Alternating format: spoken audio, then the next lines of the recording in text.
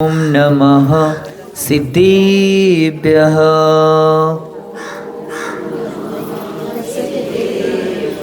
ॐ नमः सिद्धेभ्यः। ॐ नमः सिद्धेभ्यः।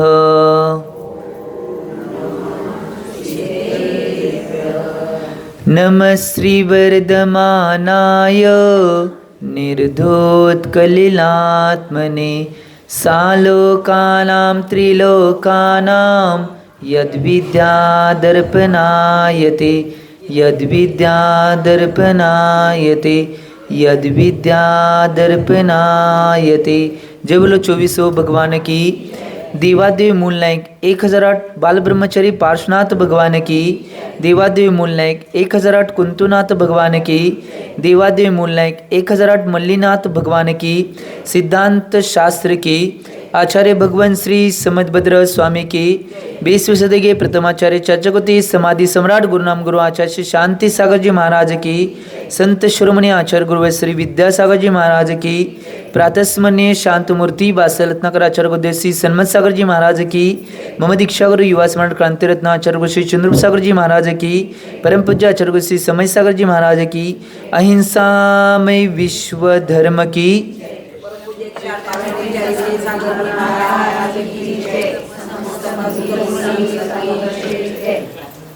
भवित जी हो। आचार्य भगवान समदभद्र स्वामी विरचित रत्नकर्णक श्रावकाचार्यची या ग्रंथाचं कथन आचार्य भगवान समदभद्र स्वामीजी करत आहेत। आणि कालच्या भागामध्ये 8 अंगामध्ये प्रसिद्धी व्यक्तींची नावं आणि 8 अंग पूर्ण झाले होती की त्या 8 अंगांचं वर्णन आचार्य भगवंतांनी केलं होतं। आज आचार्य भगवान परत 8 अंगांच्यातील लोकमूर्ता, देवमूर्ता आणि पाखंडी मूर्ता झाली होती का पाखंडी राहिल्या? पाखंडी मूर्ता राहिलेल्या आहे। तिसऱ्या मूर्तीचं कथन आज करणार होते आपल्यासमोर। ते बी झाले की काल? आचार्य भगवान आता 8 मदांचं कथन आपल्यासमोर ठेवत आहेत एकाच गाथेच्या माध्यमातून। कमी वेळेमध्ये जास्त सांगण्याचा प्रयत्न आणि पुरुषार्थ करल्यात। पहिला गाठांत कंठस्थ करूया आणि आचार्य महाराजांनी कुठले 8 मत सांगितले आहेत। मत म्हणजे गर्व, ते बघूया। ज्ञानम पूजम कुलम जातिम, ज्ञानम पूजाम कुलम जातिम, ज्ञानम पूजाम कुलम जातिम, बलमृद्धि तपो वपो, बलमृद्धि तपो वपो, अष्टावाश्रित्यमानित्वम्, अष्टावाश्रित्यमानित्वम्, स्मयमाहुर्गतस्मयाः, स्मयमाहुर्गतस्मयाः, ज्ञानं पूजां कुलं जातिं, बलमृद्धि तपो वपो, अष्टावाश्रित्यमानित्वं, स्मयमाहुर्गतस्मयाः।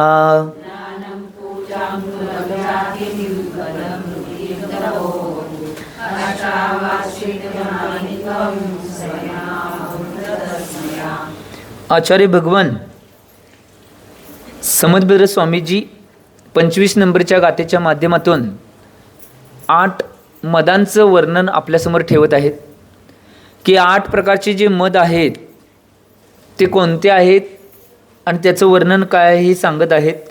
ज्ञानम पूजाम कुलम जाती, बलमृद्धि तपोवपोह, अष्टावाश्रित्यमानित्वम, स्मयमाहुर गतस्मयाः। इथं आचार्य भगवान काय म्हणत आहेत? गतस्मया म्हणजे मदरहित जिन भगवान, जे मदानं रहित आहेत असे जिन भगवान काय सांगालेत बघा।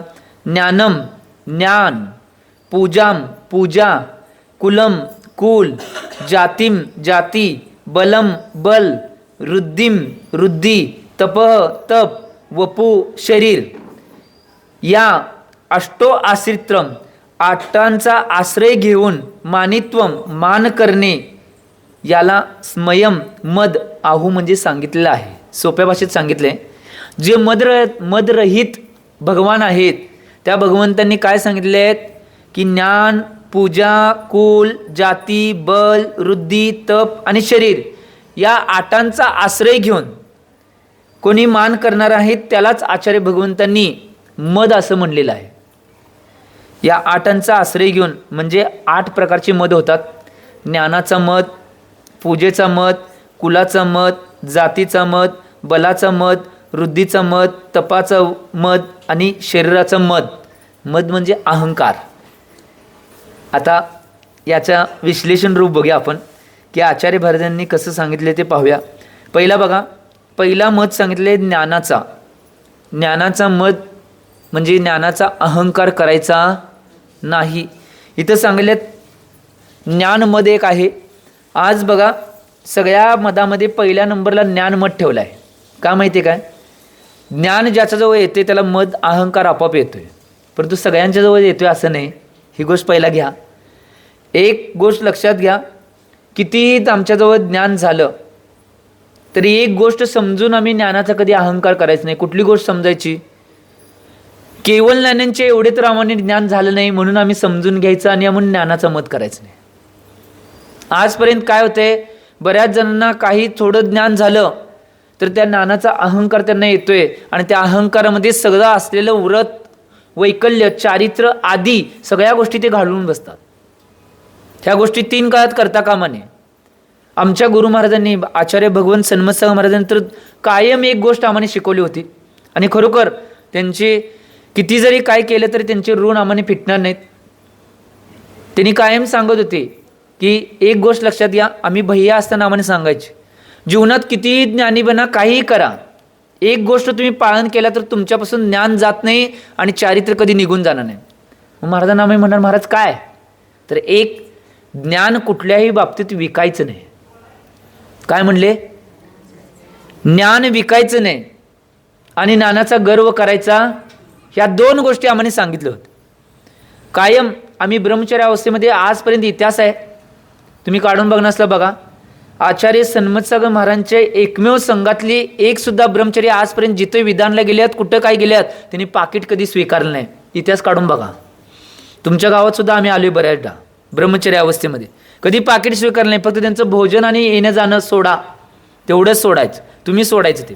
मी तर माझ्या जीवनात कधीच, आचार्यांनी ज्या दिवशी मला हे सांगितलं त्या दिवसापासून कुठल्याही ठिकाणी कुठेही गेलो, त्याच्या आधी केलोच नव्हतं. सांगितलं त्या दिवसापासून गेलो, पार मुंबईपर्यंत व्याख्यानला गेलो. 10 लक्षांच्या मुंबईमध्ये वर्धमान जे हॉल आहे मुंबईमध्ये, तिथं लगातार 3 वर्ष मी व्याख्यानला जात होतो. आणि शिबिरासाठी तर पूर्ण दिल्लीपर्यंत गेलो. शिबिराच्या 10 दिवसपर्यंत एका ठिकाणी सुद्धा पाकिट कधी स्वीकारलं नाही, कारण की गुरूंची देण होती आणि ती योग्यच होतं. ज्ञान हे द्यायचं असते, ज्ञान हे विकायचं नसते. त्यामुळं एक ही गोष्ट लक्षात घ्या, तुमच्या जीवनात सुद्धा तुम्हाला ज्ञान वाढायचं असेल, ज्ञानाचा अहंकार यायचं नसेल तर आम्ही एक ज्ञानाचा गर्व सुद्धा करायचं नाही आणि ज्ञान विकायचं सुद्धा नाही. ही गोष्ट लक्षात घ्या. तुम्ही कुठेही गेला, काय गेला, त्यांच्याकडं काही घेऊ नका. तुमचं ज्ञान फ्री ऑफ चार्ज त्यांना द्या. तुम्ही कोणाला काय सांगायचं असलं फ्री ऑफ चार्ज सांगा. काय म्हणलो मी? कळलं सगळ्यांना? लक्षात आले? ही सगळ्यात महत्त्वाची गोष्ट आहे. कारण की आचार्य भगवंत शिवकोटी स्वामीजी भगवती आराधनाजी या ग्रंथामध्ये, आचार्य भगवंत पूजपाद स्वामीजी मरणकंडिकी या ग्रंथामध्ये ज्यावेळेस समाजाचे विषय सांगताना सांगितलेलं आहे की ज्यांच्या जीवनामध्ये ज्ञानाचा अहंकार झालेला आहे, ज्ञान ज्यांनी विकलेलं आहे किंवा ज्ञानाचा अविनय झालेला आहे, त्यांची समाधी साधताना त्यांना समाधीमध्ये बरेच दोष लागणार आहेत म्हणून तिथं सांगितलेलं आहे. याचाच अर्थ काय? आम्ही आमच्या जीवनभरामध्ये कधीही ज्ञानाचा अविनय करायचं नाही, ज्ञानाचा अहंकार करायचं नाही आणि ज्ञान कधीही विकायचं. तुम्ही हे पालन करा. काय तुमची समाधी जर योग्य व्हायचं वाटत असेल किंवा आपली समाधी तुमची आणि आमची व्यवस्थित व्हायची असं वाटत असेल तर या गोष्टींचं पालन करा. आणि एक गोष्ट कशा, ज्ञान मद आहे, त्या ज्ञानमदामध्ये दुसरे एक ज्ञान जर वाढायचं असेल आणि अहंकार निघून जायचा असेल तर ज्ञानाची साधनं, ज्ञानी माणसं आणि ज्ञानाची उपकरणं यांचा अभिनय, यांचा नाश करणे किंवा यांचा अभिनय करणे अशा गोष्टी कधीही तुमच्या जीवनात करू नका. जाताना रस्त्यावर कागद जरी पडला असेल त्या कागदावर पाय द्यायचं नाही, आणि लिहिलेलं कागद असेल तर त्याला जाळायचं नाही, त्याला सगळं फेकून द्यायचं नाही. या गोष्टी करा. महाराज आम्ही कधी काय करत नाही आणि आमच्या बुद्धीत चालल्या की हो, कसं काय राहणार बुद्धी? जास्त जीर्ण पुस्तक महाराजजी, शंका आहे, जास्त पुस्तकं जीर्ण वगैरे झालेली असते. एक मागे याचा विषय झालाय सोडा, शंका समाधानमध्ये जास्त जीर्ण जर पुस्तकं झाले असतील असांचा अभिनय होणे म्हणून आचार्य भगवंतांनी ग्रंथामध्ये 3 त्याचे मार्ग सांगितले आहेत. एक भूमिसमर्पण, अग्निसमर्पण आणि जलसमर्पण. परंतु आपण त्यात विवेक लावायचा, कारण की आपण अहिंसा परमधर्म आले. आचार्याने 3ही गोष्ट सांगितल्यात, परंतु या अपेक्षेनं, आत्ताच्या अपेक्षेनं जलसमर्पण आणि अग्निसमर्पणमध्ये हिंसा आहे. आचार्यांचं मी खोडून काढलं नाही, फक्त त्यात हिंसा आहे. आम्ही त्यात विवेक पाळायचा आहे. हिंसा म्हणजे काय? जलामध्ये जर सांगितलंय आचार्यांनी, परंतु जलामध्ये जर तुम्ही ते शास्त्र जीर्ण झालेलं, शील झालेलं सोडला, त्यातली जी शाई आहे त्यामध्ये केमिकल आहे. त्या केमिकलमुळे जल काही जीवांची हिंसा होणार आहे, आणि जलामध्ये जलाचा आश्रय घेऊन राहणारे जीव आहेत त्यांची सुद्धा हिंसा होणार आहे. म्हणून ते आपण आपल्या जीवनात करायचं नाही. अग्नी समर्पण सांगितलेलं आहे, ते सुद्धा अग्निसमर्पणच्या माध्यमातून अग्निकायिक जीवांची सुद्धा हिंसणार आहे केमिकलमुळं, आणि वायू प्रदूषण सुद्धा होणार आहे. म्हणून ते अग्निसमर्पण बी करायचं नाही. त्याच्यापेक्षा सगळ्यात उत्कृष्ट पर्याय 2 आहेत आत्ता. एक भूमिसमर्पण, 5, 6, 7 फूट जिथपर्यंत नांगर जाणार नाही असा खोल खड्डा काढायचा. त्या जिनवानी 9 देवतांचं पहिला अर्घ्य करायचं, देवशास्त्र करूनचं अर्घ्य करायचं, परत जिनवानीचं पूर्ण पूजन करायचं, आणि त्या जिनवानीची समायाचना करून ते सगळं शास्त्र जे जीर्ण शीर्ण झालं आहे ते सगळं त्यात घालायचं. तिथनं वर्ण थोडा काय वर्ण परत, आणि नाही एक जिनवानी मातेचा अर्घ्य देऊन परत एकदा समायाचना करायची आणि ते झाकून टाकायचं. ह्याला भूमिसमर्पण म्हणले. आणि दुसरा अनेक पर्याय काय आहे? आचार्य भगवंत आता नवीन, आता हे स्टँडर्ड पद्धतीला आलेले एक पर्याय, सागरचे एक भैया आहेत आचार्य भगवान विद्यासागर महाराजांचे परमप्रभावक शिष्य, दसम प्रथमाधारी, ज्यांनी जगामध्ये पहिली सगळ्यात मोठी स्फटिकाची मूर्ती स्थापन केली आहे सागरमध्ये. त्याला नाव काय दिले? सिद्धोदय दिले बहुतेक नाव, मला आठवणं नाव आता. आम्ही जाऊन आलो तिथं, त्याचा जलाभिषेक शांतिधारा बी करून आलो तिथं. महाराज असताना ब्रह्मचर्य केला, आम्ही बघितलं, आम्ही म्हणलं त्याला काय तर नाव दिले त्याने, सिद्धोदयच असेल. त्या ब्रह्मचर्याने आता नवीन काल चालू केले. असे जीर्ण चीर्ण शास्त्र आहेत, पत्रिका आहेत, फोटो आहेत, ते सगळं घ्यायचं आणि त्याचं रिसायकल करून परत शास्त्रात रूपांतर करायचं. ही एक पर्याय सगळ्यात उत्कृष्ट आहे. कोणतीही हिंसा कमी आहे. या 2 पद्धती तुम्हाला आहेत आचार्यांनी सांगितल्या. ज्ञान अहंकार जायचं असेल तर आम्ही ज्ञानाच्या साधनांचा आणि ज्ञानाच्या उपकरणांचा विनय करणं आवश्यक आहे. एक गोष्ट लक्षात घ्या, सगळ्यात जास्त ज्ञानावरणी कर्म कशामुळे बंद होते माहिती आहे काय? फटाकडा उडवल्यामुळे. तुम्ही जर तुमच्या मुलांना जरी अनुमोदना करत असेल तर तुम्हाला सुद्धा ज्ञानावरणी कर्माचं बंद आहे.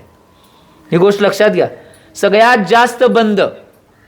कारण की त्या एका टोट्यामध्ये एवढ्या त्याच्यावर कागद, त्याच्यावर कागद, त्याच्यावर कागद, त्याच्यावर कागद, त्याच्यावर कागद, त्याच्यावर कागद, त्याच्यावर कागद, आणि मग शेवटला परत वात.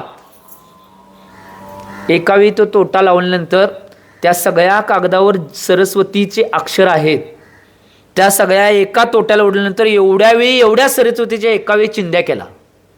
कशाला बुद्धी राहणार आहे हो? भविष्यात खुलं होणारच. तुम्ही लिहून ठेवा. ही गोष्ट ठेवा, शास्त्रामध्ये सांगितलेलं लिपीबद्ध सांगाल. का होणार नाही? एवढ्या जर सरस्वती मातेचा विनय करत असेल आणि सरस्वती मातेचे अविनय जर आम्ही करत असेल तर निश्चित रूपानं बुद्धी एकाच वेळी 100% सगळी नष्ट होणार आहे. आणि ती नष्ट झाल्यानंतर, नष्ट होणे म्हणजे त्यावेळी तुम्ही खुलं होत आहे, तुमचं ज्ञानच चालत नाही.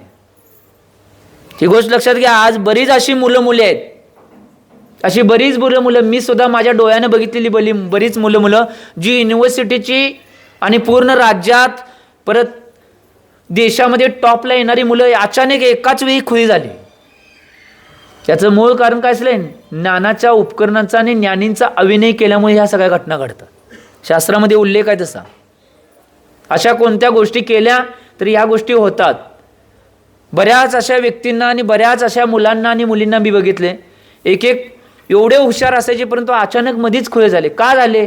कारण की ज्ञानाचा, ज्ञानींचा आणि ज्ञानाच्या उपकरणांचा अभिनय त्यांनी जास्त प्रमाणात केला होता, पण पुण्याचा उदय होतोपर्यंत ज्ञान चाललं व्यवस्थित. आणि ज्यावेळी पुण्याचा उदय संपला, ज्यावेळी ज्ञानावेळी कर्म उदयात आलं, त्यावेळी सगळंच ज्ञान नाहीसं झालं. आणि त्यावेळी तुमच्या डोक्यावर काय झाला? तुम्हीच म्हणला, मी काय म्हणलो नाही, परिणाम झाला. बघा काय करताय बघा. म्हणून वाटेत जाताना महाराजजी का बघत असतात तुम्ही बघितलंय?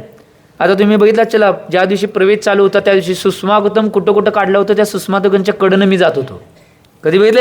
एकदा तर सुस्वागतम पाय दिलेला मला. कधी बी तुम्ही हुडकून दाखवा. हे आमच्या गुरूंनी शिकवलेले आम्हाला देण आहे.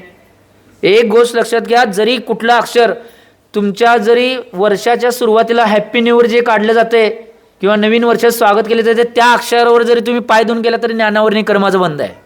कारण ते अक्षर आहे. कागद पडले असेल त्या कागदावर पाय दिला तरी ज्ञानावर कर्माचा बंध आहे. तुमच्या घरामध्ये तुम्ही पेपर वगैरे जे लिहिलेले असतात, अक्षर असतात, ते अक्षर सगळ्या कामासाठी वापरला किंवा बंबात तेन घातला तरी सुद्धा ज्ञानावर कर्माचा बंध आहे. हो महाराज, हे पहिल्यांदाच कळलं की. आता सगळी डोक्याला हात लावली. सत्य सांगलोय, जर तुम्हाला बंब चाळायचा असेल किंवा जाळायची सुरुवात करायची असेल, कोरं पान घ्या, त्याच्यावर कुठलं अक्षर नाही हे काढून ठेवू शकताय, परंतु अक्षर असलेल्या कुठल्याचा अभिनय कधी करू नका. ही गोष्ट लक्षात घ्या तुमच्या जीवनात. त्यामुळं ज्ञानाचा अहंकार जर यायचं नसेल तर या सगळ्या गोष्टींचं पालन जीवनात करणं आवश्यक आहे. दुसरा आहे पूजा. पूजाचा मद म्हणजे पूजाचा अहंकार. मी अशी पूजा करतोय, मी तशी पूजा करतोय, मी अशी पूजा करतोय, पूजा मी अशी करतोय, सगळेजण बघायला पाहिजेत, अमुक व्हायला पाहिजे, तमुक व्हायला पाहिजे. एक गोष्ट लक्षात घ्या, भगवंतांची पूजा कशासाठी? अंतरंगाची विशुद्धी वाढण्यासाठी आणि कर्म निर्जरेसाठी करायची आहे. तिथं दुसऱ्याला दाखवण्यासाठी करायची नाही. ही गोष्ट लक्षात घ्या. जेवढं असेल तेवढे शुद्ध पद्धतीनं, जेवढ्या पद्धतीत अहिंसेचं पालन होऊन आम्ही पूजा करतोय, हे महत्त्वाचं आहे. मी सांगालोय, पूजेमध्ये सुद्धा जास्तीत जास्त अहिंसेचं पालन करून पूजा करणं आवश्यक आहे. द्रव्य सुद्धा शुद्ध असणं आवश्यक आहे. त्या द्रव्याला सुद्धा व्यवस्थित रूपानं व्यवस्थित केलेलं द्रव्य पाहिजे. त्या द्रव्यासहित जर आम्ही पूजा केली तर आम्हाला अहंकार कधी येणार नाही. आणि जर आम्ही पूजा करताना बी भावना करत गेलो की मी एवढी पूजा करतोय, मला हे मिळावं ते मिळावं, किंवा पूजेचा अहंकार, मी अशी पूजा करतोय, माझ्यासारखं कोण पूजा करत नाही, तरी सुद्धा त्या पूजेमधलं काही पुण्य तुमच्या खात्यावर जाणार. ही गोष्ट लक्षात घ्या. आणि पूजेमध्ये सगळ्यात काही जर पाळायचं असेल, एक गोष्ट लक्षात घ्या, सगळ्यात जास्त तुमच्या माध्यमातून पूजा करत असताना कुणालाही दुसऱ्याला डिस्टर्ब होणे अशी पूजा करा. काय म्हणलो मी? तुमच्या माध्यमातून या गोष्टीचं पालन तुम्ही करा आणि करा व्यवस्थित. मग कधी अहंकार येणार नाही. आणि आम्हाला असं एवढा विनयपूर्वक व्हायला पाहिजे, आमच्यात एवढा विनय असायला पाहिजे. त्या विनयपूर्वक जर आम्ही ती पूजा केली तर ते पूजाचं सगळं फल आहे ते आमच्या खात्यावर पडते. आम्ही पूजा कशाला करलोय? पुण्यप्राप्ती, विशुद्धी वाढण्यासाठी आणि लवकरात लवकर परपरिणामाने मोक्ष मिळावं म्हणून. नाहीतर आमच्या आचार्य महाराज एक उदाहरण सांगायचे की, एक महिला होती एका गावामध्ये आणि षोडशकरण लोपी 16 वर्ष होतं. पूजा करायला सगळं व्यवस्थित द्रव्य ब्रिव्य उत्कृष्ट आणल्या. आणि ज्यावेळी भावश्रुत भक्ती भावना होती ते भावश्रुटे नम भावश्रुटे नम भावश्रुटे नम जप घाललेल्या. पंडितांनी विचारलं, पंडित मामा जप काय घालले बघा. काय घाललाय? भावश्रुटे नम. भावश्रुटे कोण आहेत? नवरा. 16 वर्ष हेच केला काय? होय. कशाला पुण्य मिळणार? कशाला तीर्थंकर प्रवृत्तीचा बंद होतोय? हो, नवऱ्याचा जप 16 वर्ष घातल्यावर तीर्थंकर प्रवृत्तीचा बंद होणार आहे? वे 3 काळात होणार नाही.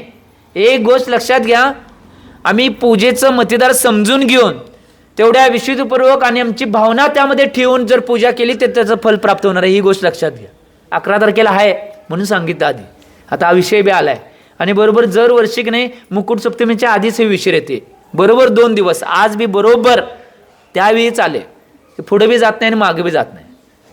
चांगला आहे आणि माहीत बी पाहिजे. हो, त्यामुळं एवढ्या भावनेपूर्वक आणि जे कुठलं पद आपण प्राप्त करतोय, तुम्ही प्राप्त केलं नसला, नुसता पूजेला इंद्र म्हणून बसलाय, तुम्ही भावना करून बसा की मीच इंद्र आहे आणि मीच पूजा व्हायलाय. ती भगवंतांची पूजा एवढ्या उत्कृष्ट भावनेने मी करणार अशी भावना करून जर तुम्ही पूजा व्हायला तर 100% तुमच्या खात्यावर पुण्य आहे. नाहीतर इकडं कोण आलं, तिकडं कोण आलं, कुणी काय केले, कुणी काय द्रव्य घेतले, कोण काय करलंय, तिकडंच आमचं लक्ष झालं. पूजेत काय लक्ष आहे?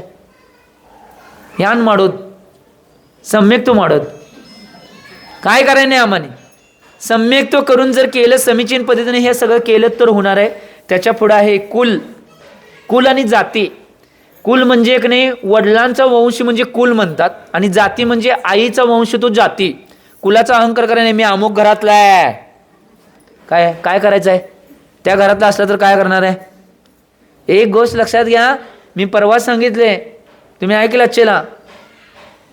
कुणाचं कपड्यावर भवितव्य ठरत नाही, कुणाचं सोन्यावर भवितव्य ठरत नाही, कुणाचं केसावर नकावर भवितव्य ठरत नाही, तर त्यांचं भवितव्य ठरते ते त्यांच्या चारित्र्यावर ठरते. ही गोष्ट लक्षात घ्या. त्यामुळे कुलाचा अहंकार आम्ही करणं आवश्यक नाही. आम्ही करत असेल फक्त कधी जर म्हणला मम्मी महावीरांच्या वंशातला ते चालते. सोडा तुमच्या कुलांच्या तुमच्या वडिलाचं अमुक, हां आमच्या वडिलांनी हे केलंय माहिती आहे, तुम्ही काय केला? समडोईत मी ज्यावेळी जाईल की नाही त्यावेळी समडोईवाली म्हणले की शांतीसागरांना आमच्यावर दिलंय, मी लगेच त्यांना म्हणतोय तुम्ही दिलं नाही, तुमच्या आज्या पंजाने दिलं, तुम्ही काय केलंय सांगा. मग सगळी गप बसतात. मी सोडत नाही कोणाला. सोडा जिथं जे आहे ते सोडत नाही. एक गोष्ट लक्षात घ्या, आमच्या घरामध्ये कोण धार्मिक असेल, आमच्या कुलामध्ये कोण धार्मिक असेल तर धार्मिकाची सुक्ती आपण देणं आवश्यक नाही, तुम्ही किती धार्मिक आहे हे सांगणं आवश्यक आहे. याला खरं कुल म्हणतात. आम्ही त्या कुलाची परंपरा जर पाळत असेल आणि त्या कुलाप्रमाणे वागत असेल आणि त्या कुल परंपरेचं आचरण करत असेल तर आम्ही खरोखर त्या कुलाचं आहे, त्या नाव घेतलेलं कुलाचं सार्थक होईल. नाही तर 3 काळात सार्थक होणार नाही, तो अहंकार होणार आहे. ही गोष्ट लक्षात घ्या. त्यामुळे कुलाचा कधीही अहंकार करायचा नाही, ही गोष्ट लक्षात घ्या. किती काय असलं तर साधेपणानं जेवढं राहणार आहे तेवढं चांगलं आहे. त्याच्या पुढे जाऊन जाती. जातीचा अहंकार म्हणजे काय? आईचा वंश. कधी कधी काय काय मुलं इकडं माझ्या आईंच्या इकडली एवढी श्रीमंत आहेत, हे आहेत, अमुक आहेत, तमुक आहेत, काही सांगण्याची गरज नाही. तुम्ही चारित्र्य किती करताय, तुम्ही काय करताय हे बघणं आवश्यक आहे. आज तर सगळ्यात महत्त्वाची गोष्ट त्या सगळ्या गोष्टी सांगणं जास्त श्रेयस्कर ठरवलं जाते. तुम्ही तुमच्या जीवनामध्ये काय घ्यायचं असेल तर तुमच्या जातीकडे कोण जास्त धार्मिक असतील, कोण श्रीमंत असतील तर त्यांच्या जीवनातील काय जे धर्माचं आहे तेवढं स्वीकारा, बाकीचं काय स्वीकारू नका. पैसा संपत्ती वैभव येणार आहे नाही जाणार आहे, ते सगळ्यांच्या जवळ राहील किंवा नाही राहील हे काय सांगता येत नाही. त्यांचं पुण्य पापानुसार ते सगळ्या गोष्टी होणार आहेत. ही गोष्ट लक्षात घ्या. आणि त्याच्या पुढे जाऊन बल. बल म्हणजे आपल्याजवळ जी शक्ती आहे त्याचा बी अहंकार करायचा नाही. माहिती आहे का नाही? पूज्य मुनिश्री निर्वेक सागर महाराज जी माझी समयसार या ग्रंथाची गुरु आहेत, त्यांनी मला समयसार शिकवलेलं आहे. तर समयसार जी या ग्रंथानं शिकवण देणारे माझे गुरु पूज्य मुनिश्री निर्वेक सागरजी महाराज हे कायम म्हणायचे, ज्यावेळी आम्ही क्लासला बसायचे त्यावेळी म्हणायचे की बडा देखकर डरना नहीं और छोटा देखकर लढना नहीं. काय म्हणणार? बडा देखकर डरना नहीं और छोटा देखकर लढना नहीं. मोठा आहे म्हणून काही भियायची गरज नाही. एक गोष्ट लक्षात घ्या, शक्ती जास्त आहे म्हणून शक्तीवर सगळं होते असं नाही, युक्ती बी कधी कधी श्रेष्ठ ठरते. आणि लय छोटा आहे म्हणून त्याच्यावर आरेवारी करायला गेलं तर छोटा बी कधी तर तुमच्यावर भाडी पडू शकतो. ही गोष्ट लक्षात घ्या. त्यामुळे या 2 गोष्टी आपल्या जीवनात पालन केलं तर चांगलं आहे. एक गोष्ट लक्षात घ्या, तुम्हाला माहीत असेल आता इथं जुनी म्हातारी माणसं बसलेत बघा. आपल्या भारतातले एक प्रसिद्ध पैलवान कवटेपेरांचे हिंद केसरी मारुती माने हे छोटे छोटे एवढे होते त्यावेळी पैलवानकीमध्ये उतरले त्यावेळी. परंतु भारतात ज्यांचं सगळ्यात जास्त नाव होतं त्यावेळी कोल्हापूरच्या त्या मैदानामध्ये सगळ्यात छोटा पैलवान असून बघायला जवळजवळ लाखोच्या वर माणसं आलती. त्यावेळी कोल्हापूर सगळीकडं फुल झालतं त्या कुस्तीवेळी. का? कारण की गुरु शिष्याची लढत आहे म्हणून. कारण की ज्यांच्याबरोबर त्यांनी लढत धरलेले ते त्यांचे गुरु होते आणि ते मोठे बलदंड पैलवान होते. आणि त्यांच्याबरोबर कुस्ती धरल्यानंतर सगळ्यांना वाटलं आता काय होते कोणास ठाव, तरी सुद्धा त्या मारुती मानेंनी त्या गुरूंचा पराजय तिथं त्या कोल्हापूरच्या खासबाज मैदानमध्ये केला. त्यावेळी एवढ्या पैशाचं एवढा पाऊस पडला, त्यांच्या वर्षाव झाला. कारण की छोटा असून सुद्धा पराजय केला, परंतु युक्ती श्रेष्ठ आहे हे मला सांगायचं होतं. कोण जीवनामध्ये कधी मोठा आहे आणि बारका आहे हे आपण ठरवण्याची आवश्यकता नाही. त्यांच्या पुण्य पापाच्या उदयानुसार ती सुद्धा लढाई जिंकू शकता. ही गोष्ट लक्षात घ्या. त्यामुळं शरीराचा किंवा ताकदीचा अहंकार करायचा नाही. साधनेसाठी केलं तर चांगलं आहे. काय म्हणलं? साधनेसाठी म्हणजे तप संयम जप हे सामायिक कर्माची निर्जरा करण्यासाठी जर केला चालतंय, करा, जास्त करा, किती करणार आहे तेवढा. एवढा असं करू नका की शरीर मोडून जाईल. शरीराला जपून, कारण की शरीर माध्यम खलु धर्म साधनम, शरीर हे आमचं माध्यम आहे खरा धर्म साधण्यासाठी, त्यासाठी त्याला सुद्धा जपून करायचं आहे. त्याच्या पुढे जाऊन सांगितले वृद्धी हे आमच्याकडे आहे, पण पंचम काळात आम्ही काही हे करणारच नाही. पंचम काळात वृद्धीच कुणाला प्राप्त नाहीत, वृद्धिधारी मुनी होणार नाहीत. त्यामुळे हे आमच्याकडे याचा अहंकार येणारच नाही सोडा. त्यामुळे वृद्धी म्हणजे काय, ज्या 64 वृद्धी असतात त्या 64 वृद्धीमधील कुठली वृद्धी असेल तर त्याचा अहंकार करायचा नाही. एक गोष्ट लक्षात घ्या, शास्त्रामध्ये असं सांगितले, जर त्याचा अहंकार केला तर ते वृद्धी निघून जातात. परंतु तरी सुद्धा आम्ही आमच्या जीवनामध्ये असले तर एक एक मुनिराज असे होऊन गेलेत की त्यांना वृद्धी असलेली माहीत बी नाही. आपल्याला किती 18 तारखेला पर्व येणार आहे, कुठलं श्रमण सांगतो की थांबा, श्रमण रक्षा दिन, त्याला जर रक्षाबंधन म्हणताय, वात्सल्य पर्व तुम्ही म्हणताय किंवा नारळी पौर्णिमा म्हणताय, वेगवेगळी नावं आहेत. परंतु मुख्य ती प्रसिद्ध कशामुळे असेल तर श्रमण रक्षा दिन म्हणून तो प्रसिद्ध आहे. त्या दिवशी येणार आहे की ज्यांनी त्या श्रमणांची रक्षा केली, जैन धर्माचं रक्षण केलं आणि जैन धर्माला पूर्णपणे पुढे नेण्याचं काम केलं, ते विष्णुकुमार मुनिराज यांच्याकडं वृद्धी होती, ते त्यांना माहीत बी नव्हतं. एका शुल्लकजीने येऊन सांगितल्यावर त्यांना माहीत झालं की माझ्याजवळ वृद्धी आहे, आणि त्यांनी प्रयोग करून बघितला, त्यावेळी त्यांना कळलं माझ्याजवळ वृद्धी प्राप्त झाल्या. असे बरेच मुनिराज, मी त्यांचं उदाहरण फक्त सांगायचं तुम्हाला माहिती म्हणून सांगितलं, असे बरेच मुनिराज आहेत त्यांना वृद्धी असलेली माहीत सुद्धा नसते. ते आपल्या जीवनात आपल्यासाठी आणि कशासाठी ते वापर करत नाहीत. ज्यावेळी अशा काही संकट येतील त्यावेळी धर्माला वाचवण्यासाठी फक्त त्या वृद्धींचा ते वापर करत असतात. परंतु कधीही वृद्धीचा अहंकार सुद्धा करायचा नाही, यासाठी सांगितलेलं आहे. वृद्धीचा जर अहंकार केला तर जीवन पूर्णपणे नष्ट होऊ शकते.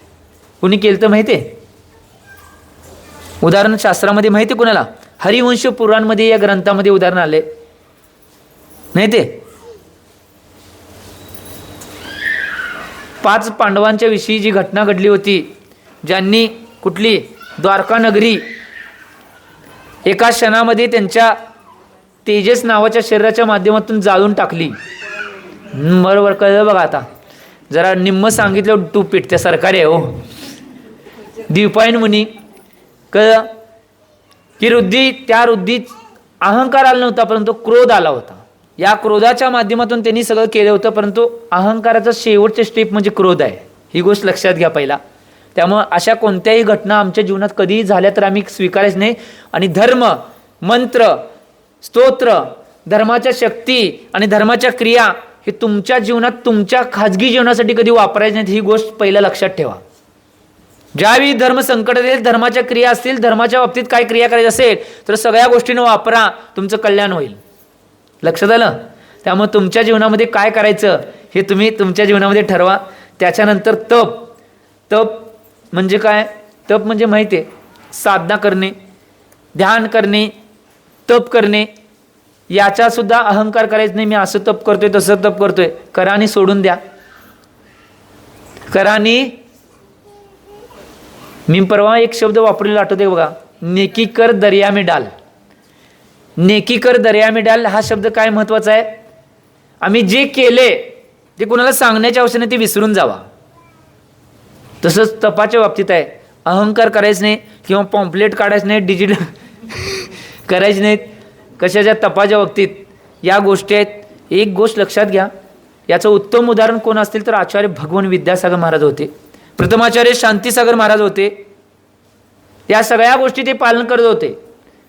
शांतमूर्ती, वात्सल्यरत्नाकर, आचार्य उदय सन्मतसागर महाराज असतील, बऱ्याच गोष्टींचं पालन करत होते. कधी कुणाला सांगितलं नाही की या गोष्टींचा आम्ही तप करतोय म्हणून.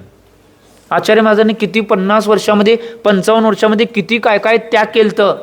त्या तपाची चर्चा कधी केली नाही.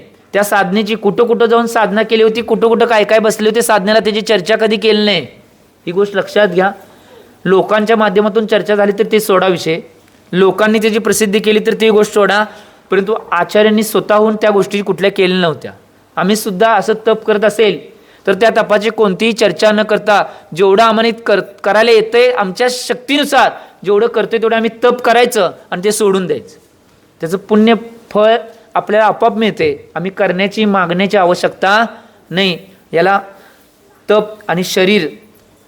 एक गोष्ट लक्षात घ्या, शरीराचा सुद्धा काय करायचं नाही, अहंकार करायचं नाही, गर्व करायचं नाही. कारण की परवा एक उदाहरण सांगितलं होतं रुक्मिणीचं, आठवतंय का बघा. रुक्मिणीनं आपल्या रूपाचा आणि शरीराचा गर्व केला होता. माझं एवढं सुंदर शरीर आहे आणि त्यांचं असलं शरीर कसलं आहे म्हणून म्हटल्यानंतर तिला लगेच कोड रोग झाला. एक गोष्ट लक्षात घ्या, किंवा दुसऱ्याच्या शरीराचा तिरस्कार सुद्धा करायचं नाही. आणि रत्नत्रयधारी शरीराचा तर तिरस्कार 3 काळात करायचं नाही. एका गावाचं एक उदाहरण आहे बघा. प्रथमानुयुगजी या ग्रंथामध्ये एक उदाहरण येते. एका गावामधने एक 3-4 मुनिराज त्या गावावरनं जात होते आणि त्यांचं शरीर बघून ते सगळे गावातले लोक त्या शरीराची निंदा करलेले, त्यांच्या अंगावर दगड मारण्याचा प्रयत्न, अंगावर विभत्स अशा वस्तू मारण्याचा प्रयत्न केले. परंतु त्या गावामध्ये एक परीट होता. तो परीट तेवढा म्हणत होता की बाबांनो, हे दिगंबर मुनिराज आहेत, श्रेष्ठ चर्याधारक आहेत, हे सगळी साधना तप संयम आदी पालन करतात. तुम्ही यांची अवहेलना करू नका, त्यांचे अविनय करू नका आणि यांना तुम्ही सोडून द्या. तसे काय कोणत्या गोष्टी करू नका. गावातल्या कुठल्याही व्यक्तीने ऐकलं नाहीत. त्यालाच उलट त्या परटाला नाही मारून तिथनं घालवलं. आणि तरी त्या दिगंबर मुनींची. परंतु एक गोष्ट लक्षात घ्या, तिथं कर्म कसं भोगायला लागलं ही गोष्ट सांगतो. प्रथमानुयुगमध्ये आलेली. ज्यावेळी ते महाराजजी गाव सोडून बाहेर गेले, सगळं गाव पेटलं. फक्त एक त्या परटाचं एक घर होतं, त्या घराला तेवढी आग लावली. गाव पेटून सुद्धा त्या परटाच्या घराला आग लागली नाही. सगळं गाव जळून बरीच माणसं खाक झाली.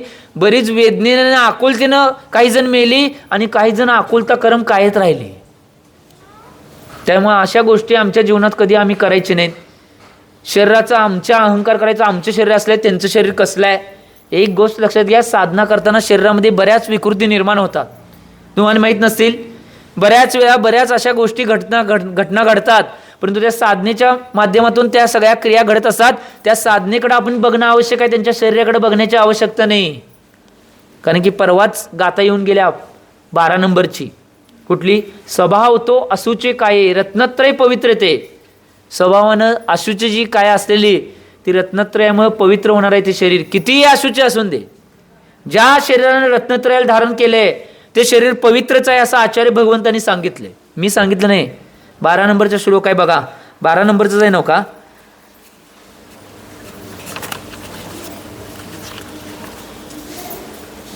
13 नंबर आहे. निर्विचिकित्सा अंगाचं कथन करताना आचार्य भगवंतांनी सांगितले 13 नंबरच्या की काय, स्वभाव तो अशुचे काय रत्नत्रय पवित्रते. स्वभावानं जी 9 प्रकारच्या गटरागंगा त्या शरीरामधनं वाहून सुद्धा ज्या शरीराने रत्नत्रय धारण केले ते शरीर पवित्रच आहे म्हणून आचार्य भगवंतांनी सांगितले. ही गोष्ट लक्षात घ्या. त्यामुळे अशा कुठल्याही शरीराची ग्लानी विभत्स कधी करायचं नाही आणि आपल्या स्वतःच्या शरीराचा कधी गर्व करायचं नाही. कारण की एक गोष्ट लक्षात घ्या, आचार्य भगवंतांनी सांगितले साधा नुसता अंगठा असेल तर या अंगठ्यामध्ये 2000 रोग विद्यमान आहेत. किती? अंगठ्याचं सांगवले मी. कार्तिकेय अनुप्रेक्षा जी ग्रंथामध्ये आचार्य भगवान कार्तिकेय स्वामींनी सांगितले सगळ्या अवयवांचं त्यांनी रचना केली आहे आणि पूर्ण शरीरामध्ये 5,68,00,000 पुढचा आकडा आठवणं बघा. 5,68,00,000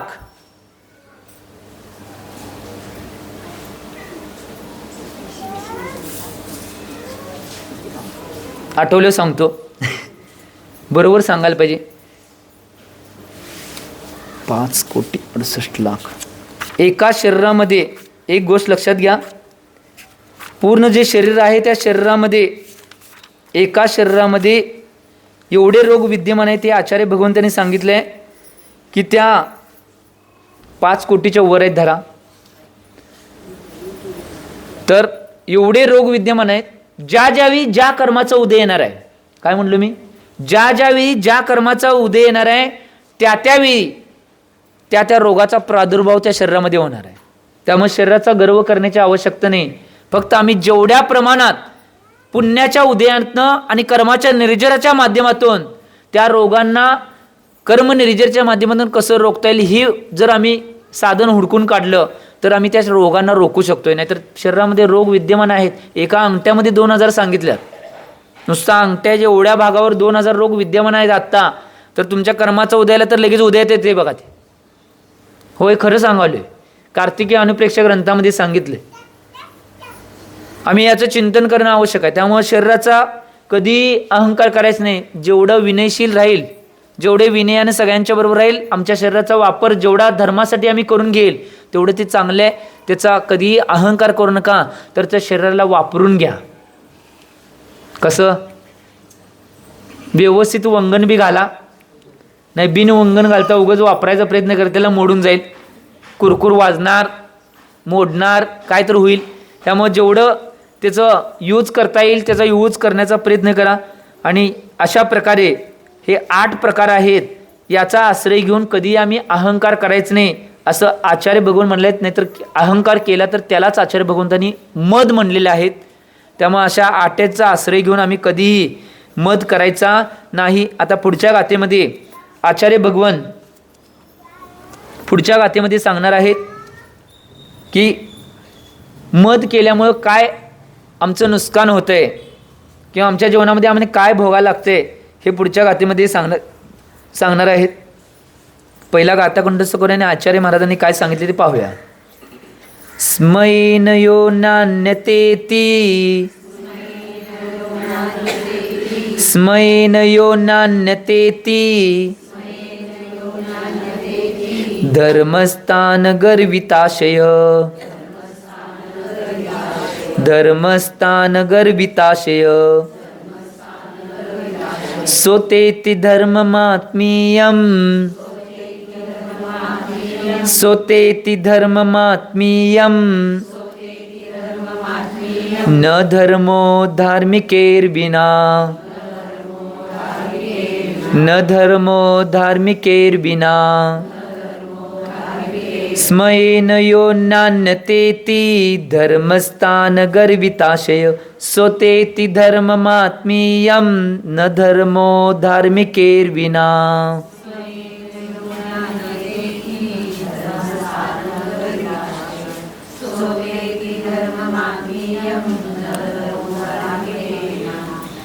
आचार्य भगवान समदभद्र स्वामीजी या गाथेच्या माध्यमातून मद केल्यामुळं आमच्या जीवनामध्ये काय आमचं नुकसान होणार आहे किंवा आम्हाला काय भोगायला लागणार आहे हे सांगायलेत.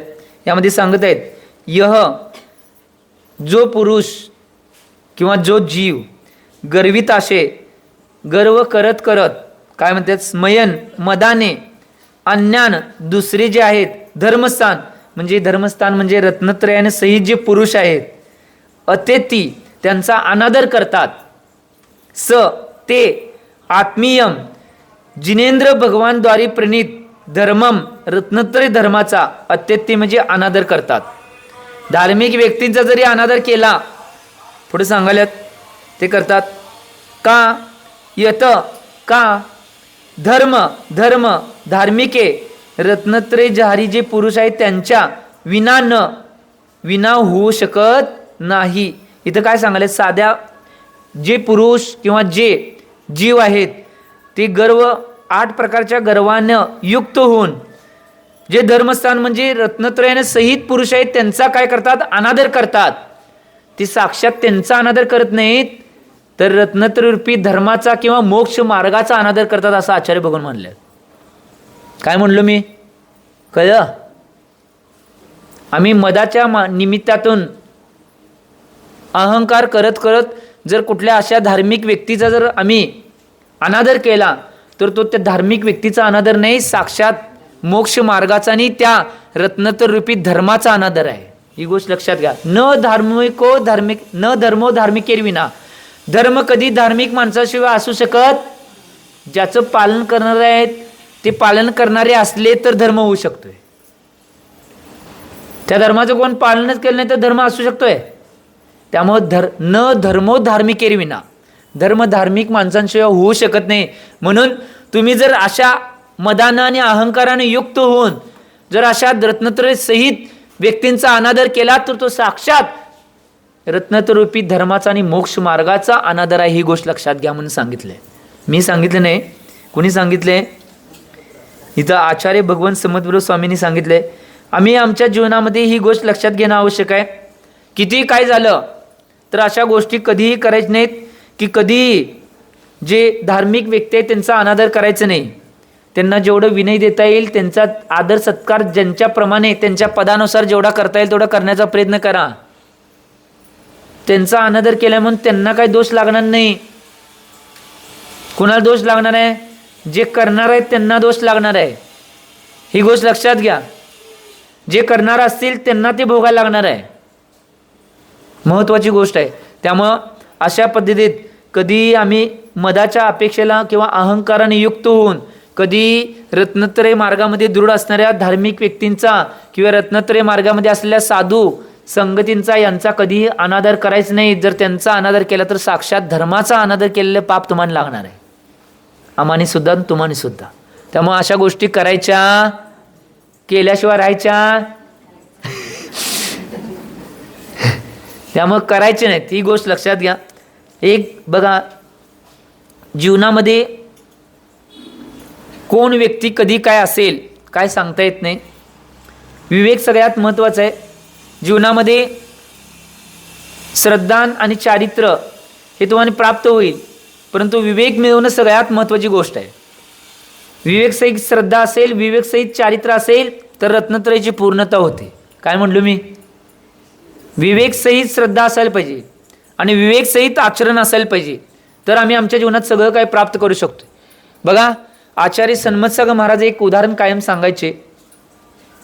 विवेक कसा पाहिजे? आम्ही कुणाचा अपमान करायचं नाही, कुणाचं काय करायचं नाही, कोण कधी जीव काय करेल आणि कुणाची काय होईल. आणि एक गोष्ट लक्षात घ्या, ज्ञान अशी वस्तू आहे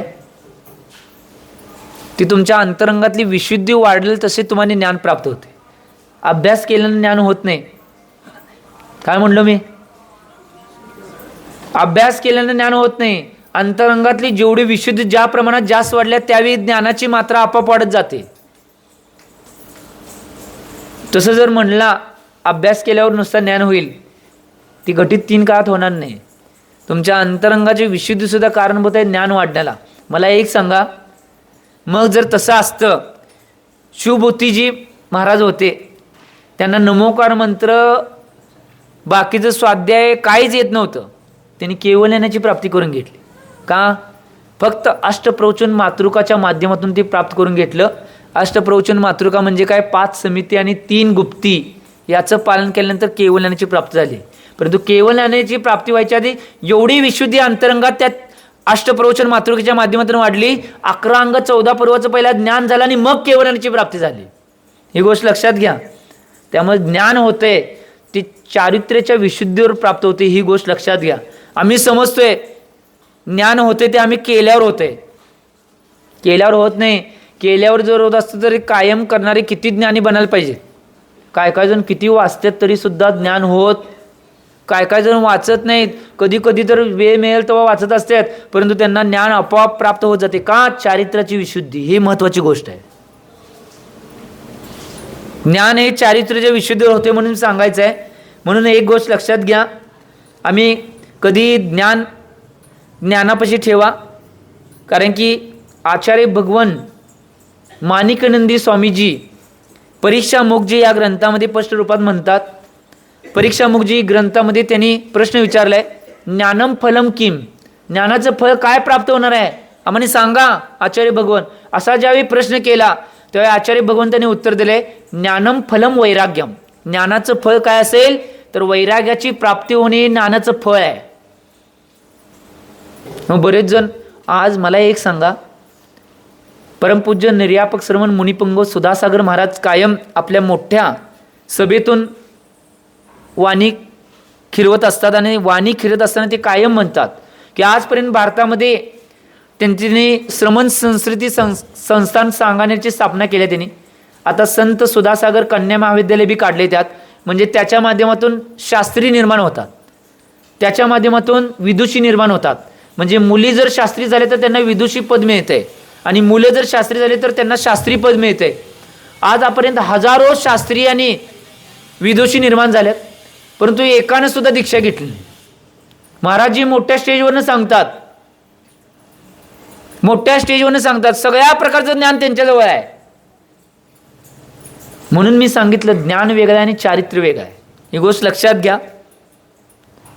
ज्यावेळी भिस्सीकर गुरुजी जे परमपूज्य गुरुदेव समर्थभद्र महाराजांचे शिष्य होते, भिस्सीकर गुरुजी बालब्रह्मचारी होते, त्यांना एक दिवस एका व्यक्तीने विचारलं की गुरुजी एवढं तुमच्याजवळ ज्ञान आहे, एवढे व्याख्याने वगैरे उत्कृष्ट सांगताय, एवढे सगळं ज्ञानाचं विश्लेषण करून सांगताय, एवढ्या ग्रंथांचं लेखन तुम्ही केलं आहे, तुम्ही दीक्षा का घेत नाही?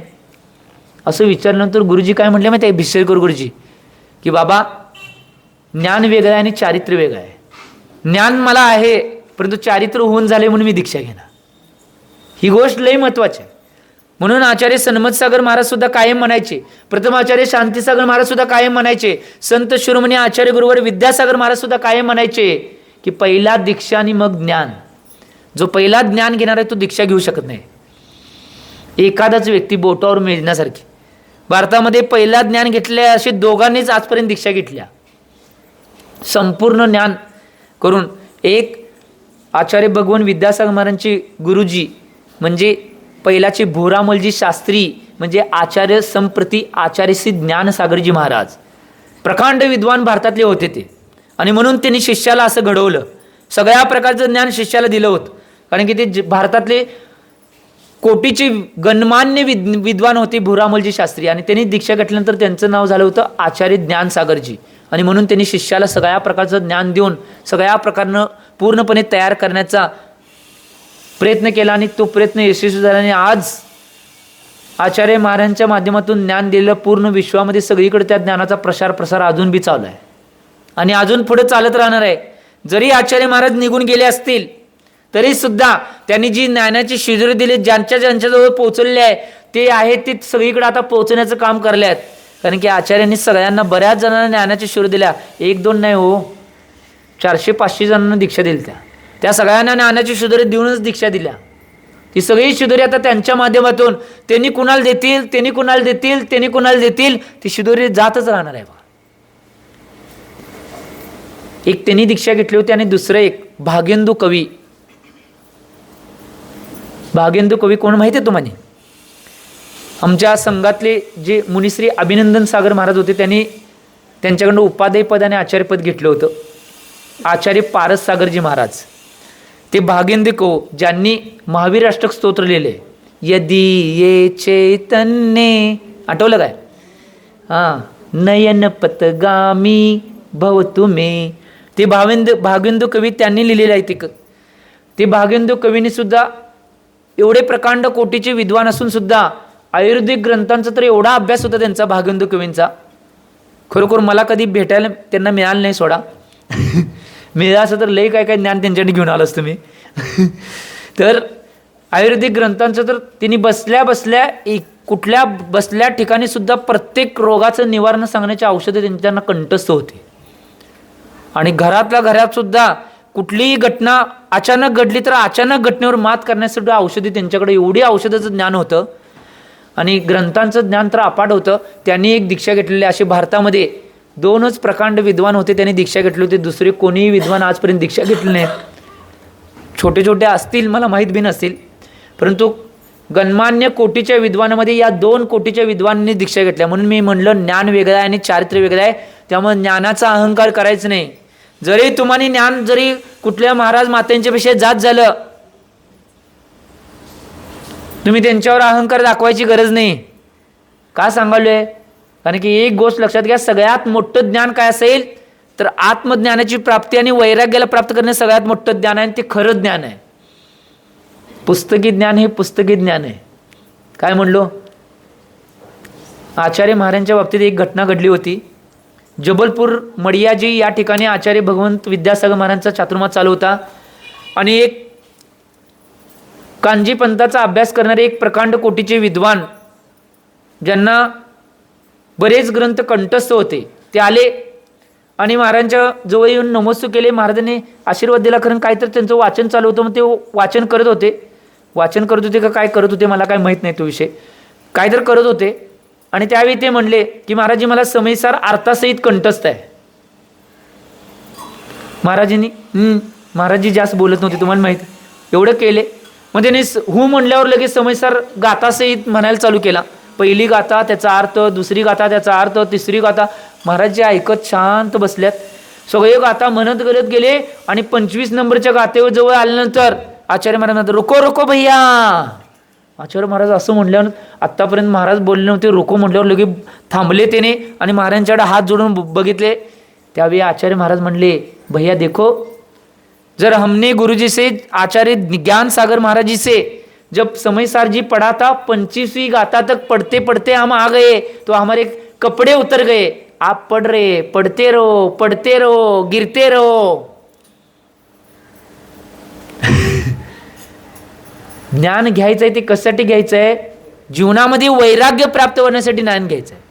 नुसता ग्रंथ कंठस्थ आहे, ग्रंथाचा अर्थ कंठस्थ आहे म्हणून आम्ही थांबलो. ते 3 काळात ज्ञान कधी फलित होणार नाही. आणि ज्ञानाचं खरं फळ काय असेल तर ते वैराग्य आहे, ही गोष्ट लक्षात घ्या. संत कबीरदासची तुलसीदासची दोहा म्हणतात. तुलसीदासांचा एक दोहा आहे, पड पडके पंडित भयो ज्ञान कियो अपार, निज वस्तू की खबर नाही सब नकटी का शृंगार. काय म्हणतात? मी म्हटलं नाही माझ्याकडे बघू नका. पड पडके पंडित भयो ज्ञान कियो अपार, निज वस्तू की खबर नाही सब नकटी का शृंगार. आम्ही पुस्तकं वाचून वाचून पंडित झालो, परंतु आमच्या आत्म्याची जर आम्हाला खबर नसेल तर कसं आहे, ते नकटी मुलगीला जसं शृंगार केले जात आहे तसं आहे. किती बी नकटी मुलगीला शृंगार करा, काय उपयोग आहे? नकट नाक दिसणारच की हो. मी सांगाल नाही, त्या गाथ्यातलं सांगाले हो, दिसणारच का नाही. तसं किती जरी पुस्तकं वाचून वाचून पंडित झाला, परंतु हातात पिंची घुमट घेतलं नाही तर ते दिसणारच की. पंडित कपड्यातच आहे ना, कपडे बिन काढून काय दिसणार आहे कधी?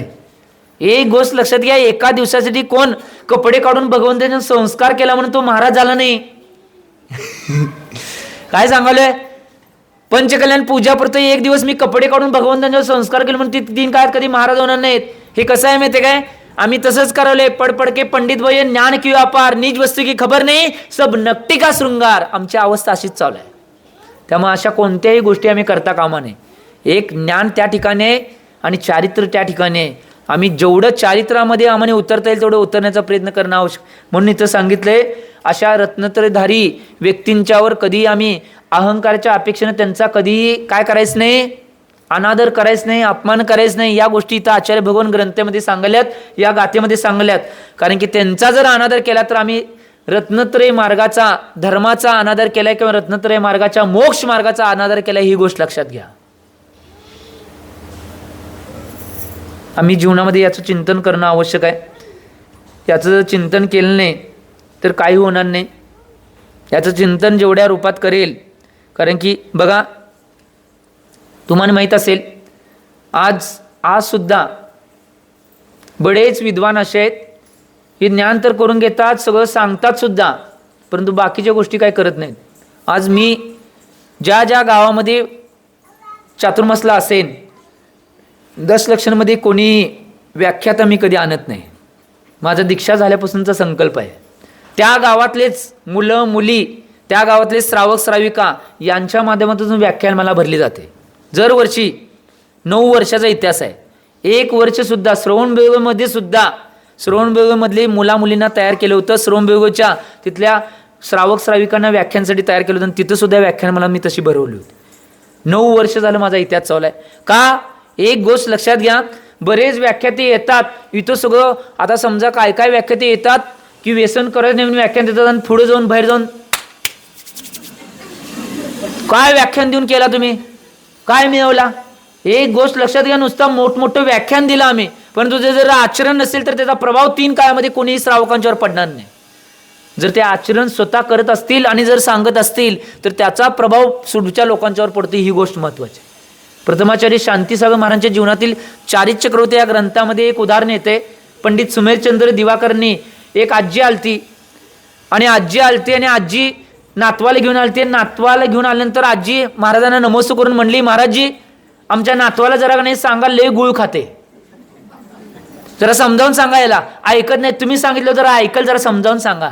महाराजजी म्हणले 4 दिवसांनी या. 4 दिवसानं आजी आली आणि 4 दिवस झाल्यानंतर मग 4 दिवसानं महाराजजी सांगाले, बघ की गुळ खायच नाही, पोटात जंत होतात, पोटात दुखतंय, जास्त गुळ खाल्ल्यानंतर असं होतंय तसं होतंय, सगळं सांगितलं. आजी काय म्हटली लगेच झाल्यावर, हे सगळं सांगून झाल्यावर बरं नातवाने स्वीकारला मी गुळ खाणार नाही म्हणून. आणि तिथनं नातू जरा बाहेर गेला तर आजी म्हणते, महाराज एवढंच सांगायला 4 दिवस कशाला लावला. आजी ग बसते, किनीची होती. महाराजांनाच म्हणली की एवढं 4 दिवस सांगायला, एवढे शब्द सांगायला 4 दिवस कशाला लावला, 4 दिवसांनी या म्हणून सांगितला. त्यावेळी शांतीसागर महाराज, जे प्रथमाचार्य शांतीसागर महाराज होते, जे चारित्र्याचे महामयूरी होते, धर्म साम्राज्य नायक होते, जे चारित्र्य चक्रवर्ती होते, ते स्वतः म्हणले की आजी मी 4 दिवस सांगितलं का, पहिला मी गुळ जास्त खात होतो, मी पहिला गुळ खायचा बंद केला आणि मग 4 दिवसांनी ह्या नातवाला सांगितले गुळ खाऊ नको म्हणून. ही गोष्ट महत्वाची आहे. आम्ही आज जीवनामध्ये अशा बऱ्याच काही गोष्टी काही बघत नाही. असे व्याख्याते येतात की ते नुसतं व्याख्यान तर मोठ्यानं करतात, परंतु बाहेर सगळं त्यांचं चालू असतं. कसं, पुराणातली वांगी पुराणात एक पंडित होते, शास्त्री विद्वान, आणि ते विद्वान एक दिवस काय झालं माहिती का, त्यांची बायको महिला बऱ्याच स्वाध्याय येत होत्या, कारण की विद्वान लय चांगलं सांगत होते. पंडित व्याख्यान शास्त्र चांगलं, पुराण बिराण सगळं एवढं सांगणार चांगलं. आणि एक दिवस का नाही कुठला तरी विषय आला आणि त्यांनी सांगितलं व्याख्यानामध्ये वांगी काहीच नसतात, वांगी काहीच नसतात हे सांगितल्यावर एवढं पटवून सांगितलं, सगळ्या महिलांना पटलं. आणि त्यांची बायको बी त्यात होती की पंडितांची. त्या दिवशी योगायोगानं बायकोनं घरात भाजी केली, ती वांग्याचीच केली, कारण की ह्यांना रोज लागतच होतं की. आणि केलते आणि घरात गेल्यावर सांगितल्यावर ते आता सगळं ऐकलेले आणि ती वांग्याची भाजी सगळी फेकून दिली की. आणि पंडित जे आले जेवायला बसले, जेवायला बसल्यावर ताटात सगळं वाढल्यावर वांग्याची भाजी दिसेना की. पंडितजी म्हणते वांग्याची भाजी कुठे आहे. त्यावेळी तुम्हीच सांगितलं व्याख्यानात वांगे असं आहे तसं आहे आणि वांग्याची भाजी खायच नाही म्हणून मी वांग्याची भाजी फेकून दिली. अगं पुराणातली वांगी पुराणात, इथं कशाला आणल्यास. असं आम्ही केल्यावर कधी होणार आहे वे, 3 काळात होणार नाही. ही गोष्ट लक्षात घ्या. आम्ही आमच्या जीवनामध्ये चारित्र्याच्या अपेक्षेनं ज्ञानाला घेणं आवश्यक आहे. म्हणून तुमच्या जीवनामध्ये कधीही अशा व्यक्तींचा, कधी जे रत्नत्रय सहित आहे अशा व्यक्तींचा कधीही अनादर करू नका. त्या व्यक्तींचा अनादर करणे म्हणजे साक्षात धर्माचा अनादर आहे, साक्षात मोक्ष मार्गाचा अनादर आहे. त्यामुळे अशा प्रकारचं मत आपल्या जीवनात कधीही येऊ नये अशी भावना तुम्ही करून त्याचं चारित्र्य करण्याचा पुरुषार्थ करा. मी एवढीच भावना करतो, असा कोणताही मत कुणाच्यामध्ये न येता हे जग सगळ्या गुणागोविंदाने नादावं एवढी भावना करतो आणि वाणीला विराम देतो. जेवलो आचार्य भगवान श्री सन्मत सागरजी महाराज की. प्रभु देव तुम्हारे पवित्र मुख से जग जन मन के मल को धोती, जयवंतो माँ जग में तब तक शीश नवाते कर महरो माँ, अब हम ना विषयांद रहे, अब हम ना विषयांद रहे, अब हम ना विषयांद रहे. जेवलो जिनवानी माता की. महिलांनी खाली बसून पुरुषांनी उभारून 9व्या नमोकार मंत्रात जाप घालायचा आहे.